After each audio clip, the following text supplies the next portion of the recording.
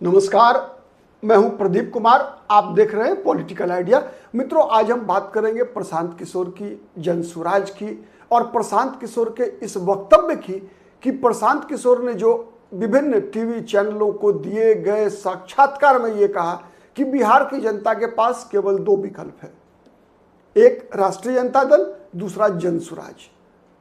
तो हम आज ये जानने का प्रयास करेंगे कि प्रशांत किशोर ने ऐसा कहा क्यों, एक, और क्या सच में ऐसी परिस्थितियां हैं कि आने वाले दिनों में चुनावी मुकाबला प्रशांत किशोर और राष्ट्रीय जनता दल के बीच होगा, या फिर प्रशांत किशोर चूंकि एक कुशल रणनीतिकार रहे हैं, एक समझे हुए पॉलिटिकल स्ट्रैटेजिस्ट रहे हैं, डाटा एनालिसिस के एक्सपर्ट रहे हैं, तो प्रशांत किशोर के इस बयान का क्या और क्या मतलब हो सकता है, इसी को हम जानने का प्रयास करेंगे इस वीडियो में। और आपसे आग्रह है कि अगर पूरी बातें समझनी हो तो पूरा वीडियो देखिए, अदरवाइज आप कोई अलग धारणा बना लेंगे। जो मैं कहना चाहता हूं शायद वो बातें आप तक मैं नहीं पहुंचा सकूं, क्योंकि कुछ बातों को समझा पाने के लिए कुछ अधिक शब्दों की आवश्यकता पड़ती है मेरे जैसे व्यक्ति के लिए।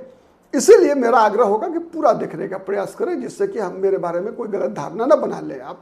मेरा प्रयास यही होता है कि हम हर राजनीतिक दल, हर राजनीतिक नेता और हर राजनीतिक दल की नीति और नीयत का एक निष्पक्ष विश्लेषण आपके सामने प्रस्तुत कर सके। ठीक है, तो चलिए तो शुरुआत करते हैं प्रशांत किशोर के इस वक्तव्य की कि बिहार की जनता के पास दो ही विकल्प है, एक है तेजस्वी यादव, दूसरा है प्रशांत किशोर।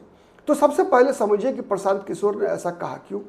एक बात तो स्पष्ट है कि जितने भी सर्वे आ रहे हैं उन सर्वे में तेजस्वी यादव नंबर 1 पर दिख रहे हैं, एक कारण, और दूसरे नंबर पर कौन है? प्रशांत किशोर। नीतीश कुमार कहां है? तीसरे नंबर पर है। एक दूसरा, पिछले बिहार विधानसभा चुनाव का भी जो स्कोर कार्ड रहा है उसमें नीतीश कुमार की पार्टी तीसरे नंबर पर थी।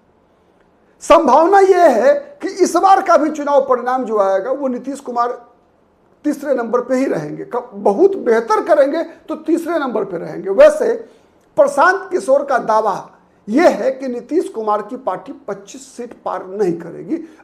यदि 25 सीट जीत गई नीतीश कुमार की पार्टी तो प्रशांत किशोर राजनीति करना छोड़ देंगे।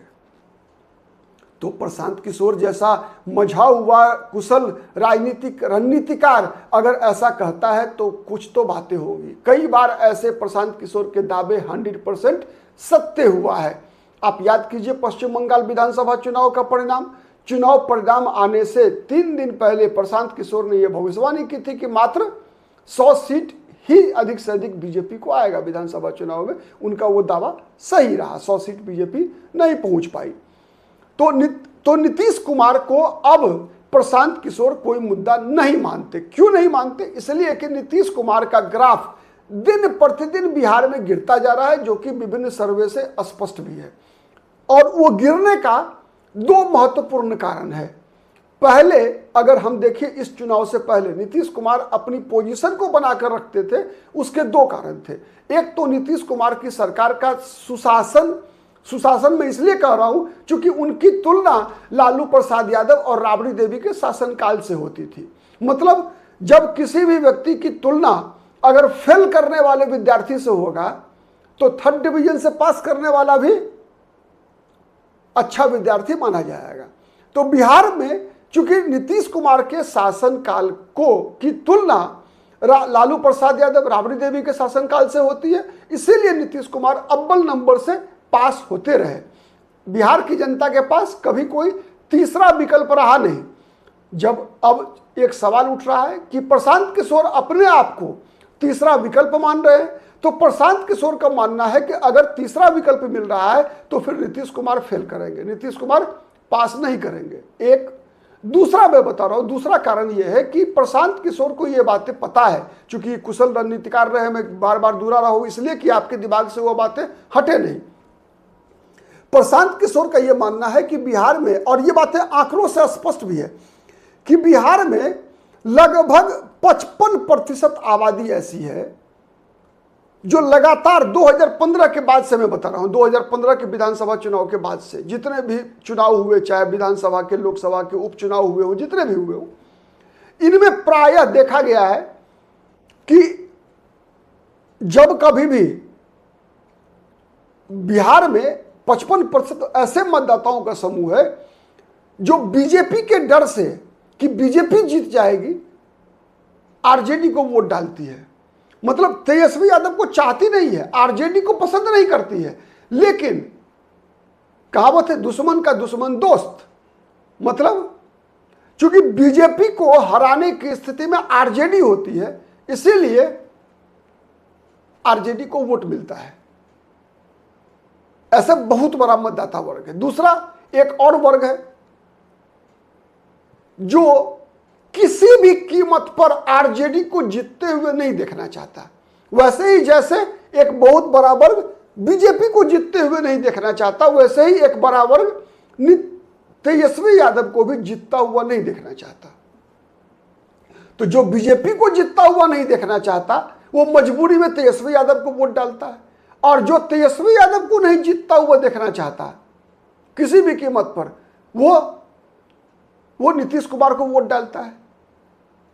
तो यही कारण है कि दोनों की, नीतीश कुमार की ताकत भी बराबर दिखती थी। लेकिन इधर के दिनों में विगत 6 महीना साल भर के अंदर में कहेंगे आप कि नीतीश कुमार का जो शारीरिक और मानसिक स्वास्थ्य खराब हुआ, उसका एक बड़ा असर है ये कि वो वर्ग जो तेजस्वी के कारण नीतीश कुमार को वोट डालता था, वह भी अब नीतीश कुमार को वोट डालने से इनकार कर रहा है। और यही दो वर्ग ऐसे हैं, और वो वर्ग भी जो बीजेपी के डर से तेजस्वी यादव को वोट करना चाहता था, वो भी अब डर से न तेजस्वी को वोट करना चाहता है, न तेजस्वी से डरा हुआ लोग नीतीश कुमार को वोट करना चाहता है। तो ऐसे लोग करेंगे क्या? ऐसे लोग ढूंढ रहे हैं तीसरा विकल्प, और प्रशांत किशोर की उम्मीद का सबसे बड़ा किरण यहीं से होकर गुजरता है। एक दूसरा,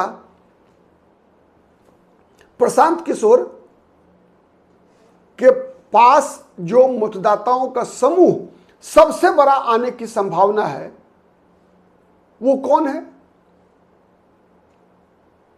वो है पढ़े लिखे युवा वर्ग के लोग।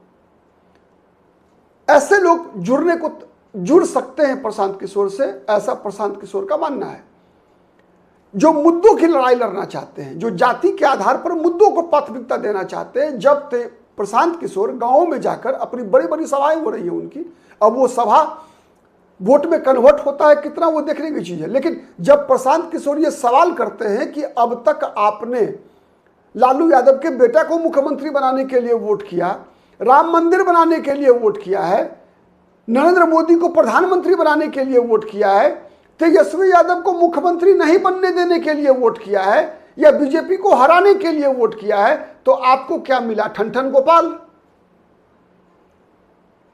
आपने अब तक अपने बच्चों की पढ़ाई के लिए वोट नहीं किया है, आपने अब तक अपने बच्चों की नौकरी के लिए वोट नहीं किया है, आपने अब तक अच्छा स्वास्थ्य व्यवस्था के लिए वोट नहीं किया। ये जब सवाल प्रशांत किशोर अपनी सभाओं में कर रहे हैं, तो इसका लोगों पर असर देखा जा रहा है, ऐसा प्रशांत किशोर और प्रशांत किशोर के सहयोगियों का दावा है। और प्रशांत किशोर का प्रयास ऐसे ही मतदाताओं पर है कि जिनको मुद्दों के आधार पर, जाति के आधार पर सोचने से अलग खींचकर मुद्दों के आधार पर उनकी दिमाग को केंद्रित किया जा सके और एक माहौल पॉजिटिव प्रशांत किशोर और जनसुराज के फेवर में बनाया जा सके। यही प्रशांत किशोर का मकसद है, और इसीलिए प्रशांत किशोर लगातार अपना मुकाबला आरजेडी से दिखा रहे हैं। एक दूसरा, फिर आपके सवाल आएगा कि तो फिर नीतीश कुमार को फेल कर दिए तो बीजेपी तो बड़ी पार्टी है, बिहार विधानसभा में नंबर 1 पार्टी है, तो बीजेपी का नाम क्यों नहीं ले रहे? इसलिए कि प्रशांत किशोर एक साथ 2 मोर्चा नहीं खोलना चाहते। आपने सुना होगा कई बार प्रशांत किशोर ने कहा है कि नरेंद्र मोदी मुख्यमंत्री नहीं बनना है, नरेंद्र मोदी देश के प्रधानमंत्री हैं, राहुल गांधी को भी प्रधानमंत्री बनना है। इसीलिए प्रशांत किशोर राहुल गांधी और नरेंद्र मोदी पर हमला नहीं कर रहे हैं।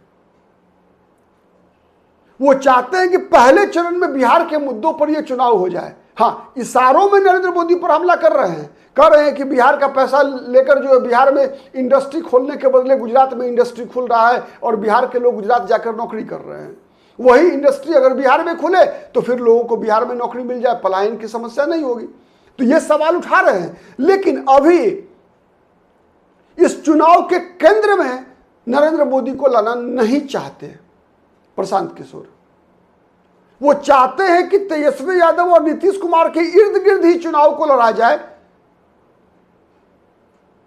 नीतीश कुमार को चुका हुआ दिखाया जाए कि नीतीश कुमार अब शासन बाबू नहीं रहे, और तेजस्वी यादव को और आरजेडी को अराजकता का प्रतीक साबित किया जा सके, मूर्खों की टोली साबित किया जा सके। यही प्रशांत किशोर का प्रयास है, और इसी प्रयास को आगे बढ़ाने के लिए प्रशांत किशोर ऐसा बयान स्ट्रैटेजिकली दे रहे हैं, रणनीति के तहत दे रहे हैं। देखिए इसका क्या परिणाम होता है। आज के लिए इतना ही। बहुत बहुत धन्यवाद। हमारे चैनल से लगातार आप जुड़े रहिए। हम निश्चित प्रयास करेंगे कि हम किसी भी पार्टी के पक्ष में, देखिए मैं भी एक मतदाता हूं, मेरा भी एक मत है, मैं वो मत बूथ पर जाकर कास्ट करूंगा, वोट कास्ट करूंगा। लेकिन एक पत्रकार के रूप में हमारी भूमिका ऐसी होती है जैसे किसी जज की होती है। यहाँ पर कोई रिश्ता नहीं, कोई भाई भतीजावाद नहीं, कोई संबंध नहीं, केवल और केवल एक पहचान है कि मैं पत्रकारिता से जुड़ा हुआ हूं और आपके समक्ष निष्पक्ष और निरपेक्ष विश्लेषण लेकर आता रहूंगा। हर राजनीतिक नेता, हर राजनीतिक दल का उसके गुण और दोष के आधार पर उसका विश्लेषण करूंगा। ये हमारा प्रयास होता है। आज के लिए इतना ही। नमस्कार।